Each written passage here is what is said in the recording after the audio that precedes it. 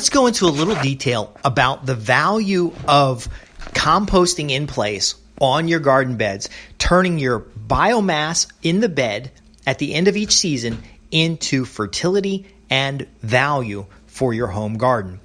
I'm Justin Hitt with Prosperity Homestead. We help small farms, homesteads, and estates. Now, you don't have to have a huge estate in order to do this, but we're using historical methods to transform our local environment. I know a lot of folks are concerned about climate change and they're worried about what's going on with the planet. I believe the solution to this is actually in your own front yard. How you manage your property can pull down atmospheric carbon, atmospheric nitrogen. It can create fertility and environments for small birds, beneficial insects, and other restorative, regenerative characteristics. Now, one thing that I do very constantly is we cultivate trees and we cultivate biomass as a means of supporting a food production system. So let me get into this in a little detail. We have permanent no-dig raised beds. Some of them have little wooden frames around them, especially up front near the house, because I'm in an urban space and I do want the aesthetics to be good. Now, aesthetics that are good to me aren't necessarily good to the neighbors. It confuses the hell out of the neighbors about why I'm trimming trees in certain ways or why I allow garden beds to grow out. So let me answer that question right here. A garden bed might be 4 foot wide by 8 foot long. That's about 24 square feet of surface area. I allow my gardens to grow between 1 foot and 3 foot tall, depending on the type of plants. So tomato plant, I've got tomato plants that are 6 foot tall, okay? Blooming with flowers, bursting with tomatoes. I've got herb beds that have herbs that go about chest high.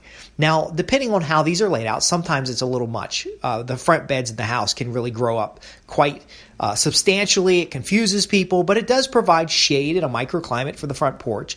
So if I'm just chilling out on the front porch, I've got a space.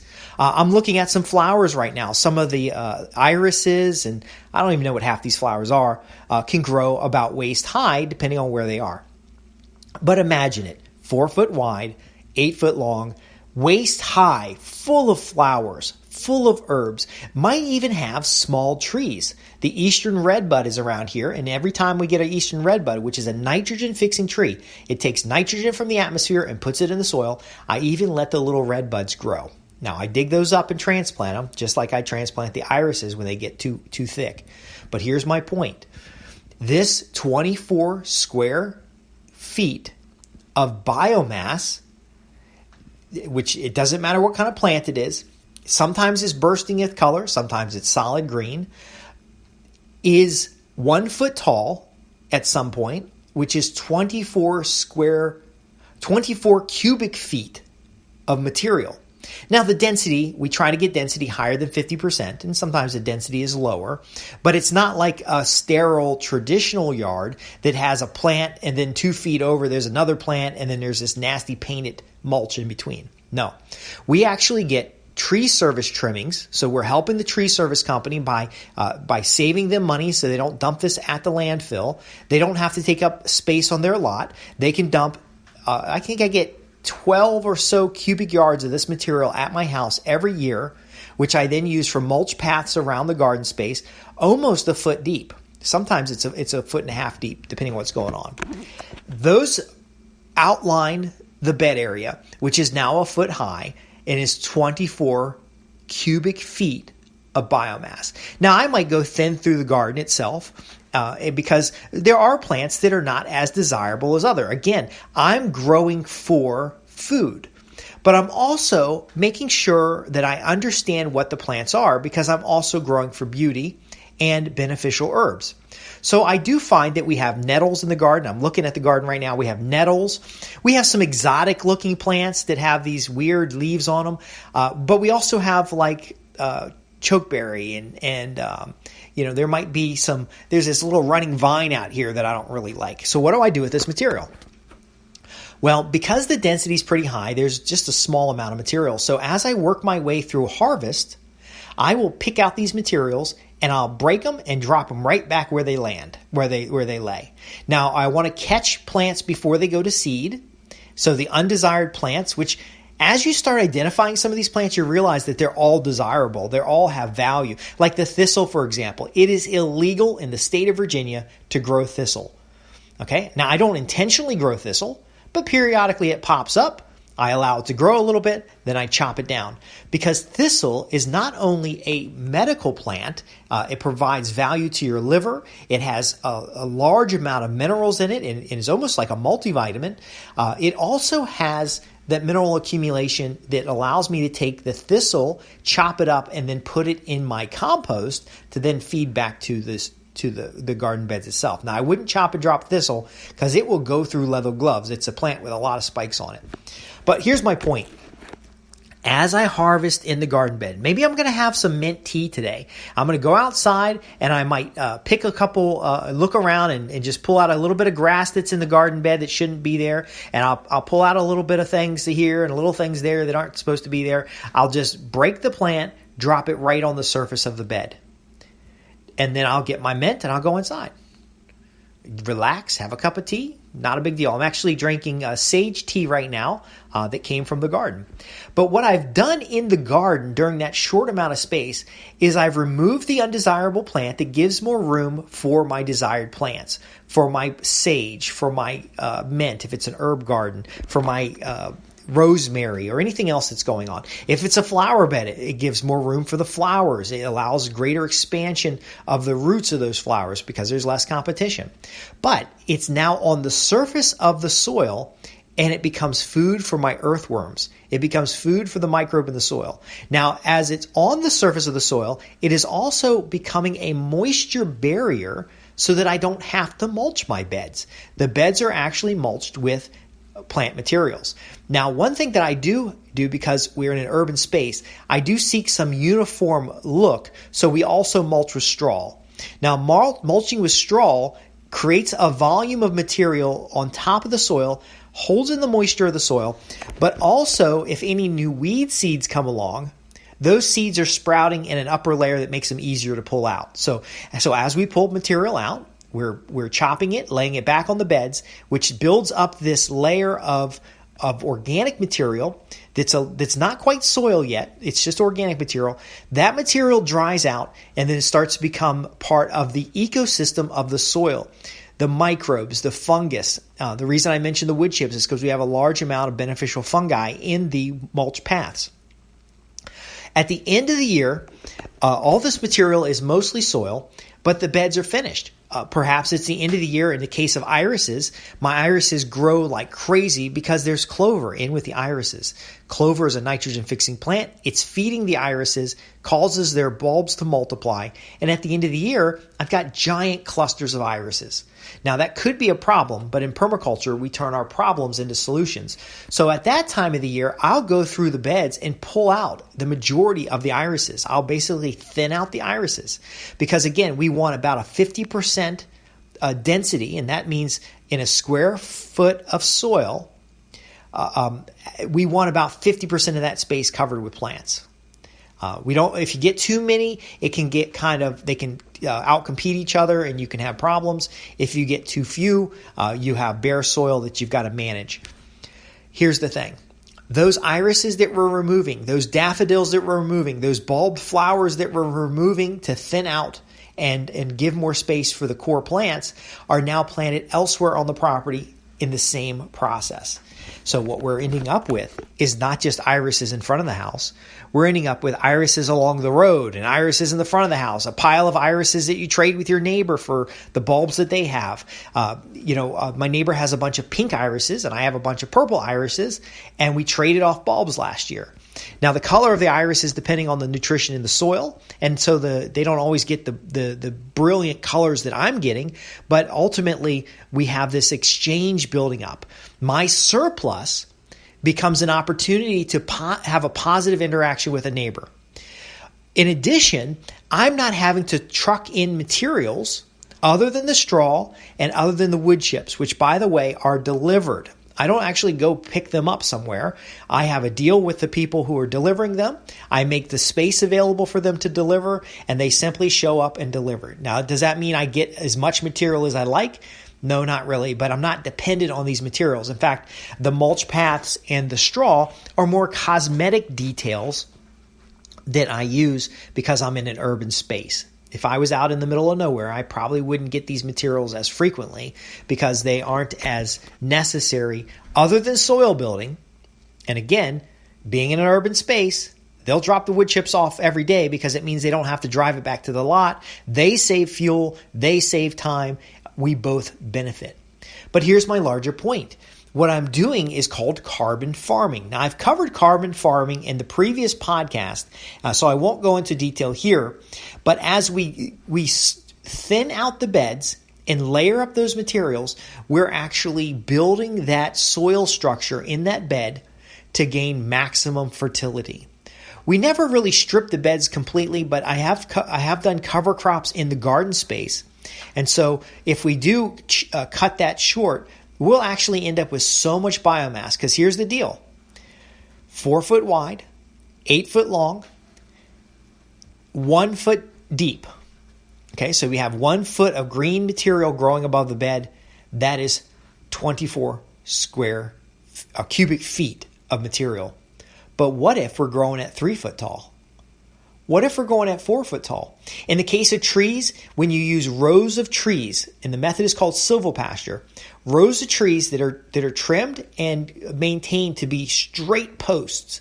So the bottom of the tree is as straight as possible, which allows sun to get through so you can actually grow other plants underneath, comfrey, irises, many shade-tolerant flowers, shrubberies, shade-tolerant herbs, even some vegetables.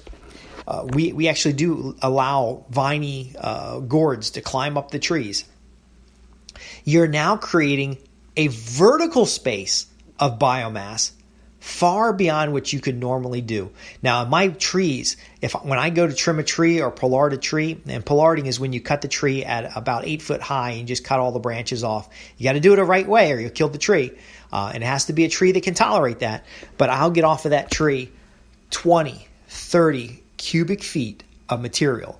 Now, when I have material hauled in, I'm measuring it in cubic yards because it is a huge volume of material.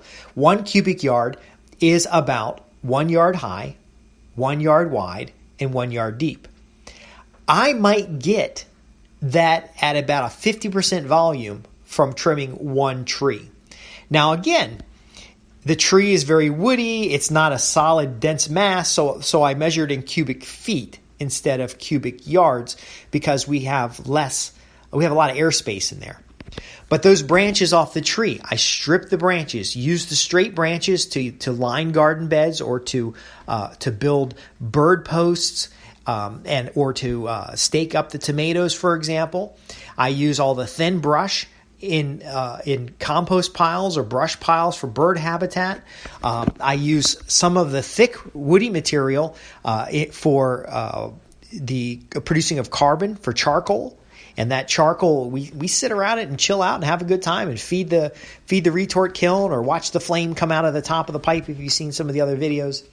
But my point being here is that using the vertical space in specifically designed areas, you're going to create a massive volume of bulk materials that can be composted to create soil.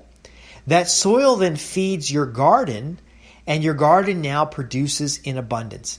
Now, I'm all for flower gardens, wildflower beds, vegetable gardens. We're doing some beds that are a mixture of sun hemp and sunflowers.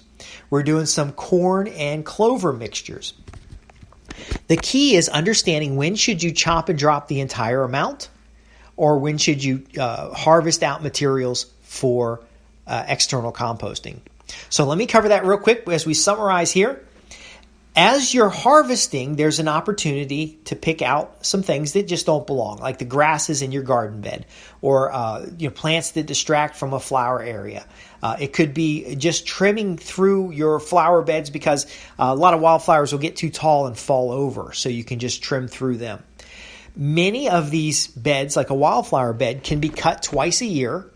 And it has to be cut during the growing season. So you have your first growth of wildflower. You'll get a bloom. It'll start to throw some seed. Then you cut it again.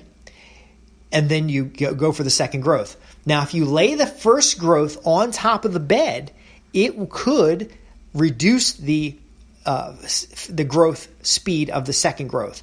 So on that first cut, we're actually going to take the majority of that material and we're going to go put it someplace else. Now, remember, it's gone to seed. That's our signal that it's slowing down its growth, and then we're going to cut it. We want to beat that seed out of the material, and you can do that right over the garden bed itself. You can do that in a new area that you're establishing wildflowers. But again, that first cut is going to go into extension. That second cut will be closer to your winter, and it will actually go as insulation on the bed itself, so that your bed now has protection for your perennial plants that are going to come back the next year.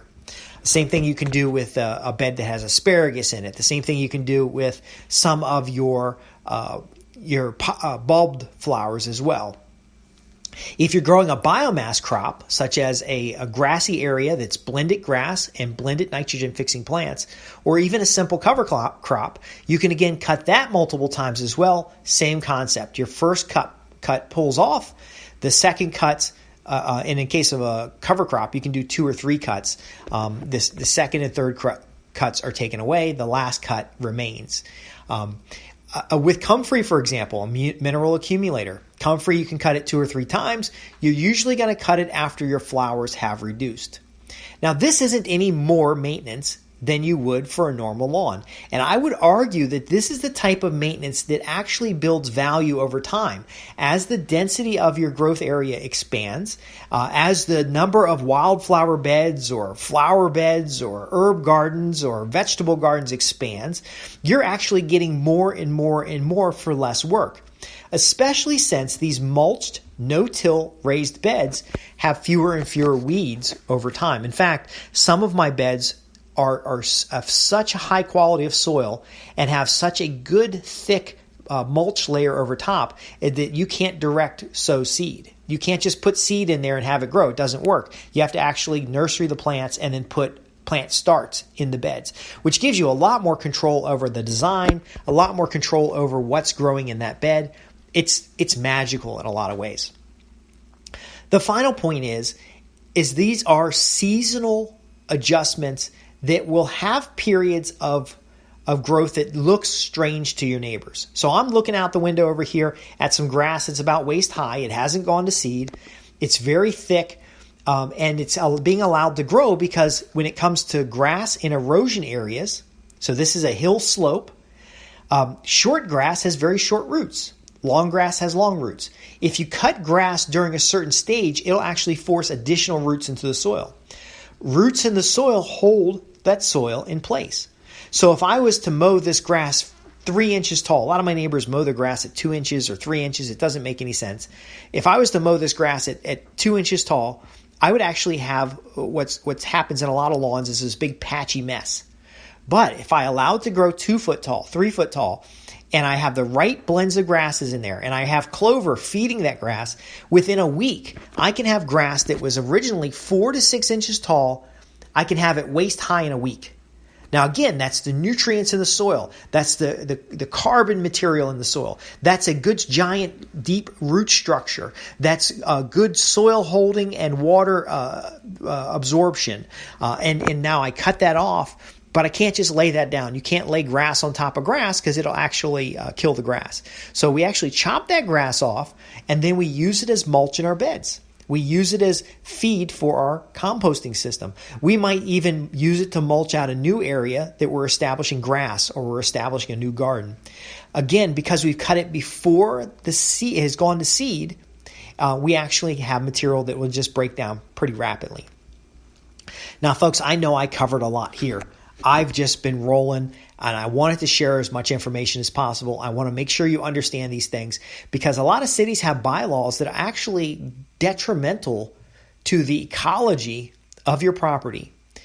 And this forces you to have to work with landscaping companies and have to work with organizations that are going to bring in toxic chemicals and herbicides and all this stuff to try to kill out these plants, when how you manage your small farm, homestead, or estate can actually build up an ecosystem that favors the beneficial plants. Now, benefits are beauty, benefits are medical, benefits are edible, benefits are, herbal in a sense, but ultimately you can have these benefits and more when you understand what we're doing here. But again, the medium is difficult. That's why if you have any questions about what I've covered here or what I cover in any program, you can visit me at www.prosperityhomestead.org. Simply contact me, Justin Hitt of Prosperity Homestead, with your questions, comments, or concerns. Maybe it's a little confusing because your neighbors have come over and said, why do you got this mess out in your yard? Everything is all overgrown. And I walk over and I say, well, what particularly is overgrown here? That's tomato, by the way. That's basil. That's that's clover. That's mint. And they are dumbfounded. They're dumbfounded. They didn't know what was growing and they just thought it was overgrown. So we do have a lot of techniques to manage perception. We have a lot of techniques for simplifying management. And in fact, if what I described today seems like a lot of work, you can actually hire a laborer to do it because it is very, very simple, casual work. I might be going out there and doing, sickling a yard periodically, but that's exercise. The day-to-day management of this stuff is really casual, and it can be that way for you. If you're interested in greater prosperity starting at your home, if you're interested in transforming the environment starting at your home, if you're interested in beauty and in life and beneficial plants and animals, you're in the right place. Visit us at www.prosperityhomestead.org. And this has been about growing biomass and creating wonderful habitat for growth. Thanks for listening.